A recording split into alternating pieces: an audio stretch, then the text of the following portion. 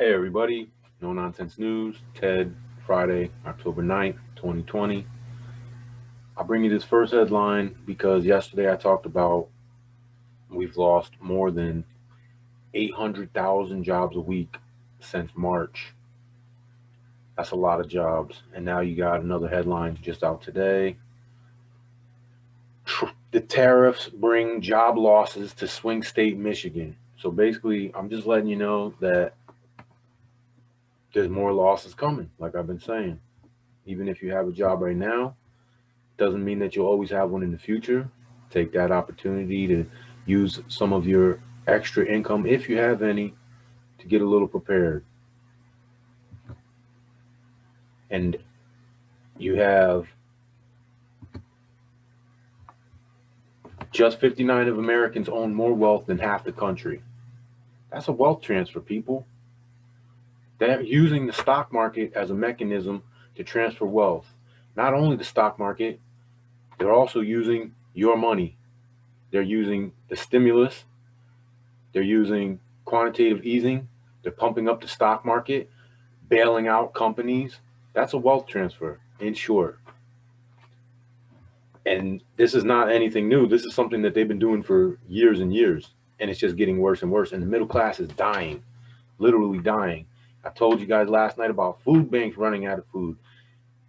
You have 59 of the richest Americans are worth more than half of us put together. That's ridiculous. You're going to tell me we can't get people fed? We can't get food to the food banks?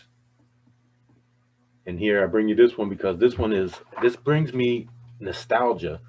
I feel like about 4 years ago we seen the same exact headline.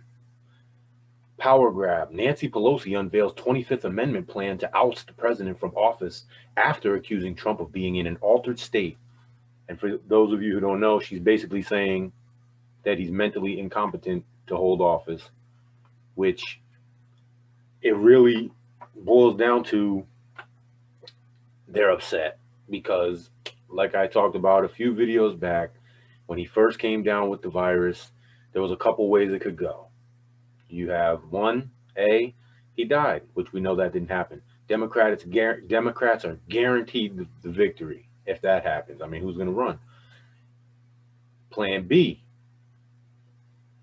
Trump comes back, bounces back, stronger than ever, better than I was 20 years ago. And you have these people running around now scared to death because he's showing that their narrative of fear is nonsense, as we know by the numbers. If you've looked into the numbers, yeah, a lot of people are coming down with it, but not too many people are dying. And even leaders around the world, besides Trump, Boris Johnson, India's leader, a lot of other leaders have come down with this and bounced back. So there's no empirical evidence.